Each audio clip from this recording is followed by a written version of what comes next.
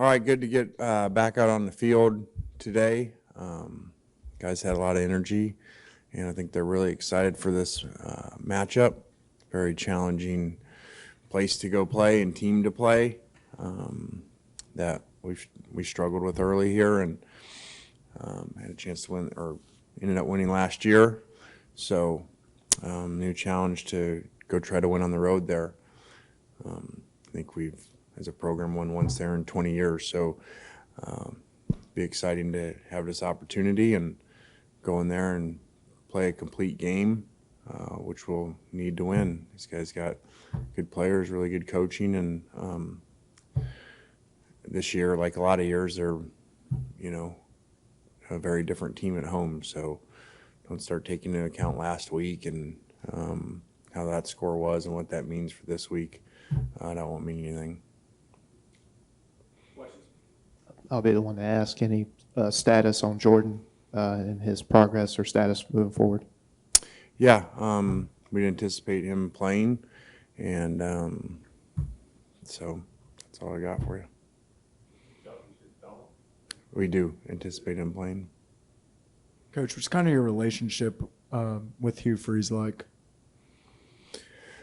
I mean, I haven't been around him that much. A few times over the years, my brother, when he coached here, and really appreciate how he treated my brother, and had nothing but good interactions a few times with him, and SEC media days, and so and obviously we played him at Liberty when they played here, so that's about it.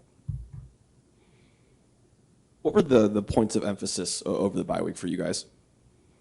Tackle better on defense, working on pass defense in the back end and keeping the ball in front of us, limit explosive plays on offense, the run game, and being consistent with that, and third downs.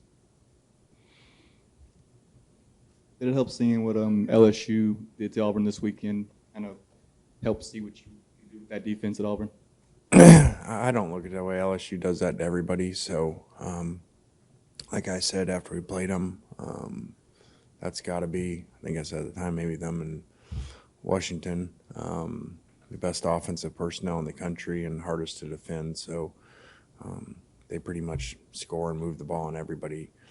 So I think Auburn plays really good on defense. They're really well coached and play really hard. And a lot of people have struggled to move the ball against them. What kind of profile did you see in Dejon Anthony in the portal this offseason that led you to think he could help you? And then how has he kind of compared to that, what you've seen so far this season? Yeah, he has really good size-speed ratio and movement skills of, what top players have. So sometimes some of these guys we just try to fit in, and maybe they're really good players, but they don't really size-speed ratio maybe look like NFL guys. He does, so, and I think he's got good leadership skills, and it's made some good plays for us.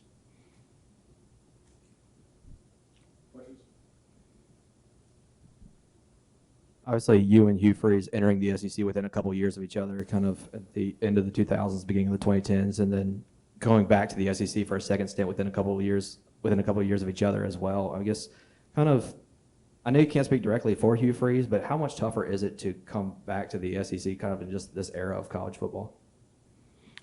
I don't know that it's tougher. I think the SEC's been tough for a while. I think actually, I can't speak for him, but when I came in, it was really tough. That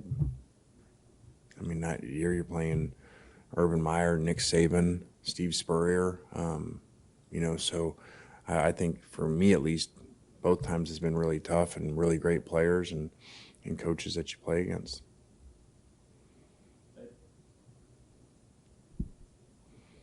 How are you viewing the SEC right now? If you look at the landscape, seems like to me there's some parity there, but do you agree with that statement? I do. I don't have the exact answers to why. I think that, and I don't watch all the games, and but the scores seem like that. that there's a lot of parity and upsets and, so, or even the marquee teams, seem to some teams that you wouldn't think at least hang around with them longer than they used to. So I'm not really sure why that is. People will say it's portal and, I'm sure if you ask them, Alabama and Georgia, they'd say, well, it's because they lose, players in the portal, especially some second team guys in depth. But I don't know that you can make that argument because they also go add great players too when spots that they need help at. So I'm not really sure why that is. My guess would be that's not coaching. It's not just, for the portal. I would think a lot of times you need to look at quarterbacks and quarterback play. And I think being able to watch some games and like see the Pac-12 this weekend, when people say about the Pac-12 being the best conference, and how does that happen when it's kind of been down for a while? Well, look at quarterbacks, look at quarterback play. Is why that argument to me comes up. Lane, you mentioned Auburn being a different team at home. What makes that the case in your mind? I don't know that answer. I mean, the analytics support it, certainly. You can see our record there. We like breaking records and doing things. So someone said, if we win this game, it's the first back-to-back wins against Auburn in 71 years. So that's a pretty exciting thing to be able to do. I just think that place, haven't played it here, haven't played it at Alabama, just sometimes has kind of some magical things happen in it. That they're always sold out. Fans seem to be in it all the game from the beginning on. And they seem to play better there, especially at night, if you look at the stats over years. Coach, looking at their defense, they seem to be doing very well against the run. Turnover margin for them because of their defense has been in their favor. What do you see in their scheme, or is it just good players? No, I think that they coach really well. They don't do a ton of things. They do them really well.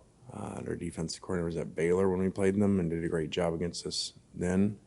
So I think that it's kind of more of the simple, effective schemes, meaning not do as much but do it really well and coach it really hard and play physical and tackle well. And they have really good players, too, that, are left there. Auburn seems to play both Ashford and Thorne at quarterback pretty often. Is it more difficult to prepare for two quarterbacks? It is what it is. Quarterbacks are a little bit different, but Thorne moves around a lot better than I think people initially probably thought in this, with the one was the passer, one was the runner. So I think that he's thrown the ball really well this year and done some really good things, and they've just missed some things, whether guys aren't making the plays or not on some deeper balls. They just haven't hit those plays, but I think Thorne's done a great job. Obviously, Prescorn's dealing with some pretty big things back home. I'm just curious, is he back here at the facility, and do you anticipate him playing on Saturday? Yeah, he's here. He'll play. Like I said before, that's a very tough situation for anybody to go through, let alone in the season. And he has some other personal things going on too. So I just really commend him for really what a man he is and how he's handled all of it and fought through it. And this was not new information. He's known this for a while, which obviously makes it even more difficult to deal with his father's condition. So he's really a stud. Kind of on the same vein with Jordan Watkins, but just going into the back half of the season, is there one particular receiver who maybe hasn't played as big of a role the first 6 games, really kind of, you anticipate really kind of breaking out just in the latter half of the season? I can't predict that. I would certainly like to see that happen. Now they haven't gotten a lot of chances, but Sakari Franklin and Braylon Brown and Aiden Williams, all had good bye weeks, and really like to see us give them more opportunities, and they seize those opportunities when they happen.